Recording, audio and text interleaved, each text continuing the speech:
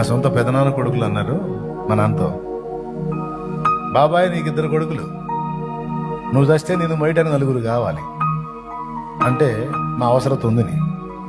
కానీ నువ్వు పోయి అందులో కలిసావు. అందులో కలిసావు, ఇందులో మొత్తం పట్టావు. మరి నువ్వు చస్తే మేము రాం, నువ్వేమన్నా అనుకో అన్నారు. మా నాన్న ఒక మాట అని వచ్చాడు, మీరు కాదురా, ఒకవేళ నన్ను దేవుడు తీసుకుంటే పరిశుద్ధుల భుజాలు మోస్తారని నన్ను అన్నాడు.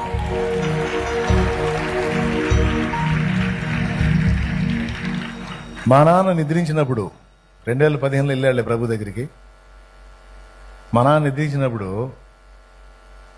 మా నాన్న బాక్సుని 40 మంది మోశారు. వాళ్ళు నన్ను కూడా మోయినీలే. చూశారులే నా అత్తి, వాళ్ళు నన్ను కూడా మోయినీలే.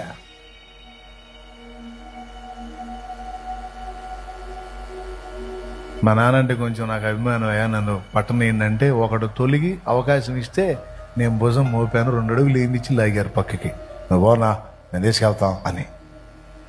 ఆయన విశ్వాసం సిగ్గుపరచలా.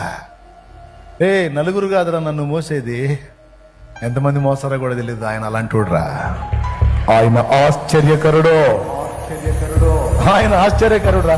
నేను నమ్మినోడు సామాన్యుడు కాదురా, అసమాన ధీరుడు, నిజమైన దేవుడు, రోషము కలిగిన దేవుడు, శక్తి కలిగిన దేవుడు.